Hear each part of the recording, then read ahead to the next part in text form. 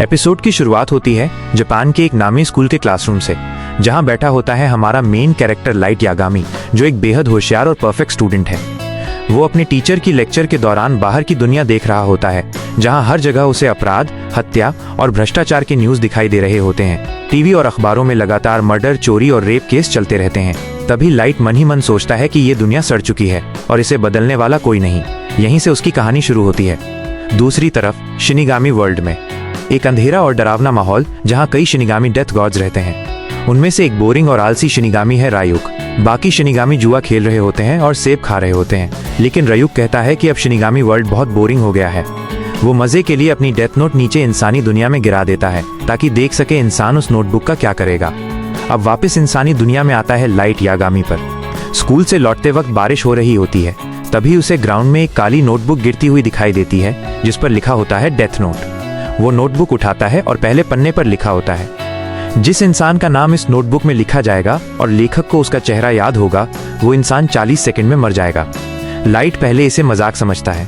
वो सोचता है कि शायद किसी ने प्रैंक किया है, लेकिन फिर भी वो डेथ नोट अपने साथ घर ले आता है। घर पहुंचकर लाइट अपने कमरे में डेथ नोट खोलकर पढ़ता है। वो उसमें लिखे सारे नियम पढ़ता है, जैसे कि अगर कारण नहीं लिखा गया तो मौत हार्ट अटैक से होगी। अगर 6 मिनट 40 सेकंड के अंदर मौत का तरीका लिखा जाए तो वही होगा। लाइट ये सब पढ़कर भी विश्वास नहीं करता, लेकिन तभी टीवी पर एक न्यूज आती है। एक कुख्यात अपराधी किदाशिबू बच्चों को बंधक बनाए हुए है। लाइट सोचता है अगर ये डेथ नोट असली हुआ तो ये शख्स मर जाएगा। वो तुरंत किदाशिबू का नाम डेथ नोट में लिख देता है, किडाशिबू। 40 सेकंड बाद टीवी न्यूज ब्रेकिंग देता है, अपराधी मर गया। लाइट हैरान रह जाता है। उसके हाथ कांप जाते हैं। वो डरता भी है, लेकिन अंदर से उसे एक अजीब सी शक्ति महसूस होती है। उसे यकीन नहीं होता कि ये सच में काम कर गया। दूसरे दिन लाइट फिर टेस्ट करता है।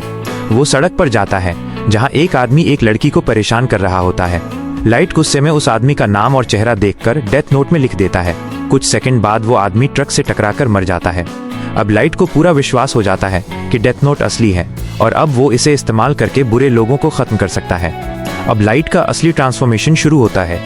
वो दिन रात न्यूज चैनल देखकर अपराधियों के नाम डेथ नोट में लिखने लगता है। वो सोचता है अगर मैं सारे अपराधियों को खत्म कर दूं तो दुनिया शुद्ध हो जाएगी।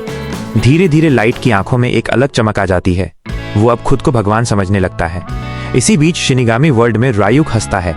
वो कहता है लगता है इंसानी दुनिया में किसी को डेथ नोट मिल गया, और वो इंसानी दुनिया में उतरता है ताकि देख सके किसने उसकी नोटबुक पाई है। एक दिन जब लाइट अपने कमरे में नाम लिख रहा होता है, तभी उसके पीछे से रायुक प्रकट होता है, एक डरावना कंकाल जैसा शिनिगामी। लाइट पहले डरकर पीछे हट जाता है, लेकिन फिर खुद को संभाल लेता है।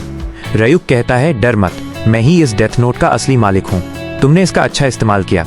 वो बताता है कि उसने डेथ नोट जानबूझकर गिराया था ताकि देख सके इंसान इसका क्या करता है। रायुक को सेब बहुत पसंद है, इसलिए लाइट उसे सेब देता है। दोनों के बीच एक समझ बन जाती है। रायुक कहता है डेथ नोट का इस्तेमाल करने वाला इंसान मरने के बाद स्वर्ग या नरक नहीं जाएगा, बल्कि कुछ नहीं में जाएगा। लाइट मुस्कुराता है और कहता है मुझे फर्क नहीं पड़ता, मैं नई दुनिया बनाऊंगा। एक ऐसी दुनिया जहां बुराई नहीं होगी, और मैं उस दुनिया का भगवान बनूंगा। एपिसोड यहीं खत्म होता है, जहां लाइट की आंखों में आग है और रायुक उसके पीछे मुस्कुरा रहा है। बैकग्राउंड में लाइट के नाम के साथ किरा का नाम बनने लगता है, जो आने वाले एपिसोड्स में नई दुनिया का न्याय करने वाला कहलाता है। तो दोस्तों, ये थी डेथ नोट एपिसोड 1 की पूरी कहानी, जहां एक साधारण स्टूडेंट बन जाता है नई दुनिया का भगवान।